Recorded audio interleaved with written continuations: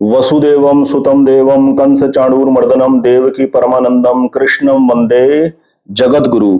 जय श्री कृष्ण। मित्रों, सर्वे भवन्तु सुखिन, सबका जीवन सुख में हो, शांति में हो, ये प्रार्थना है भगवान से। वेलकम। आज की इस वीडियो में हम चर्चा करेंगे भगवान के विधान में कैसे हर एक इंसान, हर एक व्यक्ति उस विधान में अपना रोल निमित्त होकर निभाता है। भगवान उस पूरे कार्यक्रम के अंदर अपने विधान में जिसको भी जो जिम्मेवारी सौंपते हैं उसको वो निभानी पड़ती है। कोई एक आदमी दूसरे जैसा नहीं बन सकता। और आज का ये वीडियो हर इस इंसान के लिए मैं एक जवाब देना चाहता हूं। एक चर्चा के तौर पर ये वीडियो हर एक उस आदमी को मैं चाहता हूं कि वो देखे और अपनी प्रतिक्रिया दे जो अपने आप को motivational speaker, motivational coach, life coach कहलाता है और इस तरीके के क्लेम करते हैं कि जो चाहोगे सो पाओगे।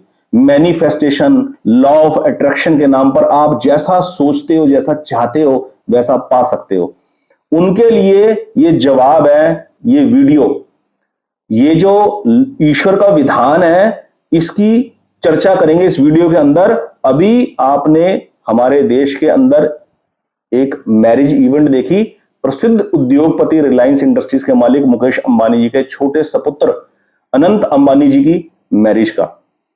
उस मैरिज के अंदर आपने जो वैभव, ऐश्वर्य, प्रतिष्ठा और संयमित स्टाइल देखा, वो आपको कितनी यूनिकनेस देखी। आपने आज तक वर्ल्ड में किसी इंसान के फैमिली में उसके बच्चों की मैरिज का ऐसा वैभवशाली इवेंट कभी आपने देखा है जिसके अंदर हमारे देश के प्रधानमंत्री और प्रतिष्ठित नेता और न केवल हमारे देश के बल्कि विदेशों से भी इतने प्रतिष्ठित लोग इस शादी में शामिल हुए। शादी के अंदर एक मुख्य रूप से अट्रैक्शन जो था वो इंडियन फिल्म इंडस्ट्री के एक्टर एक्ट्रेसेस का था कि कितने एक्टर एक्ट्रेसेस अपनी फैमिली मेंबर्स के साथ इस मैरिज को अटेंड करने के लिए आए थे। लेकिन आपने ईश्वरीय विधान के तहत एक चीज नोट की, जब भी हम फोन उठा रहे थे कोई ना कोई रील आंखों के आगे से गुजर रही थी जब तक ये इवेंट चल रहा था। तो देखने वाली चीज क्या है, मैं ये चीज नहीं देख रहा था कि मैरिज के अंदर क्या वैभवशाली और क्या ऐश्वर्य इसके अंदर दिखाया जा रहा है। मैं ये देख रहा था कि मुकेश अंबानी फैमिली किस तरीके से धार्मिकता में इंडल्ज होकर, धार्मिकता नहीं, मानवता की गरिमा को समझकर किस प्रकार से इस इवेंट को उन्होंने ऑर्गेनाइज किया और कैसे पूरे देश के प्रतिष्ठित लोग इसके अंदर शामिल थे जिनको उन्होंने इनवाइट किया। सारे धर्मगुरु आए हुए थे, कोई अल्कोहल सर्व नहीं था, कोई मांसाहार का सेवन नहीं था शादी के अंदर, विवाह समारोह में।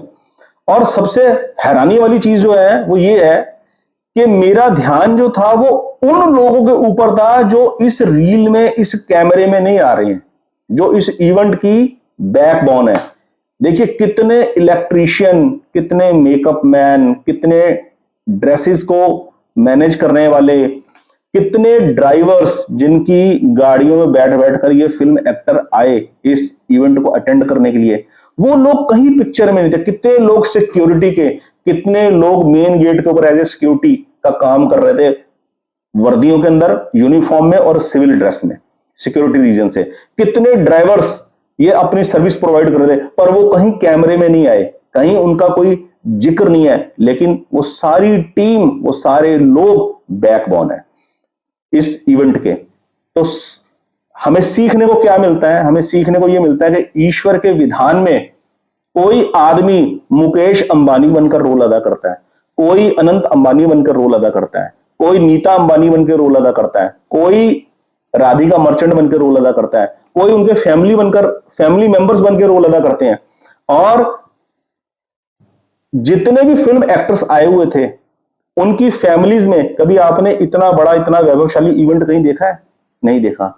तो ये जितने भी मोटिवेशनल स्पीकर्स हैं, जितने भी लाइफ कोच कहलाने वाले लोग हैं, उनसे एक प्रश्न ये पूछा जाए तो मैनिफेस्टेशन कर कर, विजुअलाइज कर कर अपने आप को हर आदमी इतना बड़ा क्यों नहीं बना लेता जितने बड़े मुकेश अंबानी बने हुए हैं? क्यों ये मैरिज इवेंट में साफ दिखाई दे रहा था कि पूरी फिल्म इंडस्ट्री के जितने भी एक्टर आए हुए हैं वो सब एक कैटेगरी के दिखाई दे रहे हैं। मुकेश अंबानी बिल्कुल एक अलग कैटेगरी के दिखा रहे हैं। उनकी वेल्थ, उनका वैभव, उनका ऐश्वर्य, उनकी प्रतिष्ठा बिल्कुल अलग है। अगर अपने एफर्ट से विजुअलाइज कर कर, लॉ ऑफ अट्रैक्शन के थ्रू हर आदमी वो मुकाम पा सकता है जो वो सोचता है, तो आदमी अपने आप को एक सर्टेन लेवल पर आकर रोक क्यों देता है? वो सब इतने ऊंचे क्यों नहीं बन जाते? नहीं बन सकते। क्यों? ईश्वर का विधान काम करता है। हमारे इस जन्म के कर्म, हमारे पिछले जन्मों के कर्मों के आधार पर बना हुआ हमारा प्रारब्ध और हमारी इस जन्म की भावना, मानवता के प्रति हमारी क्या भावना है, इन तीन का कॉम्बिनेशन हमारे को ईश्वरीय विधान के अंदर रोल देता है। ठीक है। अब एक आदमी कैमरा लेकर बोल रहा है, sir sir please please, sir आइए प्लीज प्लीज, उसकी सिर्फ आवाज सुनाई दे रही है। वो अपने कैमरे के आगे खुद भी नहीं आ सकता, अपनी फोटो नहीं खिंचवा सकता। वो क्यों? विधान के तहत उसको रोल ही वही मिला हुआ है। वो कैमरामैन बन के सब आने जाने वालों की फोटो खींच खींच कर लोगों को दिखा रहा है। वो कैसे आवाजें मार मार कर ये बात बोलता है, सर ये एंगल दे दीजिए, वो एंगल दे दीजिए, सर प्लीज जरा इकट्ठे होइए फैमिली के साथ, लेकिन उसकी अपनी खुद की कोई फोटो नहीं आती। क्या है? ये विधान है, ये रोल है। भगवान ने क्या रोल आपको दिया निभाने के लिए? इतने सारे लोग वैभवशाली इवेंट के अंदर सब बैठे दिखाई दे रहे थे। इमेजिन कीजिए वो सब जिन गाड़ियों में आए थे उनके ड्राइवर्स कहां थे उस वक्त? सब के सब अपने अपने अपने प्लेटफॉर्म पे बैठे हुए हैं, अपनी गाड़ियों के पास बैठे हुए हैं। पता नहीं कब फोन कॉल आ जाएगा और एकदम से गाड़ी लेकर पोर्च में लगानी पड़ेगी उनको दोबारा रिसीव करने के लिए। वो लोग अपना रोल अदा कर रहे हैं। अगर हर आदमी इस प्रकार विजुअलाइज कर कर, मैनिफेस्टेशन कर कर, लॉ ऑफ अट्रैक्शन के थ्रू हर आदमी वो लेवल अटेन कर ले जो वो चाहता है, तो ये दुनिया फिर सारी दुनिया में सारे के सारे एक जैसे नहीं हो जाएंगे। ये पॉसिबल है? ये पॉसिबल नहीं है। इसलिए ये जितने भी मोटिवेशन स्पीकर जो ऐसे बोलते हैं ना, आसान है, सब कुछ आसान है, I can, I will bounce back, ये सब अपने कोर्सेज बेचने हैं। ये अपने कोर्सेज बेचने का तरीके हैं। ये ट्रुथ नहीं है लाइफ का। लाइफ का ट्रुथ है लाइफ के प्रति मैच्योर होना, लाइफ को समझना। ये है मैच्योरिटी। तो ईश्वर का विधान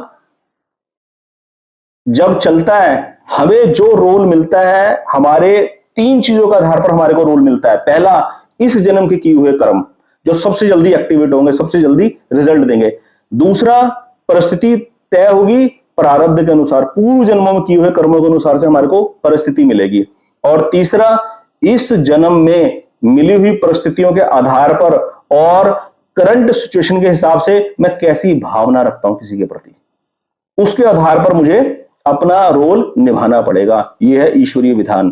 तो मुकेश अंबानी जी की फैमिली के अंदर इतनी वैभवशाली, इतनी ऐश्वर्यवान जो मैरिज हुई, वो हमारे लिए एक लर्निंग लेसन है। हमें सीखने को मिलता है कि विधान कैसे फलीभूत होता है, कैसे विधान मुकेश अंबानी जी को इस प्रोस्पेरिटी, इस अबंडेंस के लिए डिजर्व समझता है। वो डिजर्विंग है अपने भावनाओं से, अपने इस जन्म के कर्मों से, अपने पूर्व जन्मों के कर्मों के से। तो परिवार को इतनी अच्छी अबंडेंस, प्रोस्पेरिटी, पीस भगवान ने ग्रांट करी है। बहुत बहुत शुक्रिया। सबके जीवन में पीस हो, प्रोस्पेरिटी हो, अबंडेंस हो, ये परमपिता परमात्मा से विनती है, प्रार्थना है। आज की इस वीडियो में इतना ही ईश्वरीय विधान के ऊपर। बहुत बहुत धन्यवाद। जय श्री कृष्ण।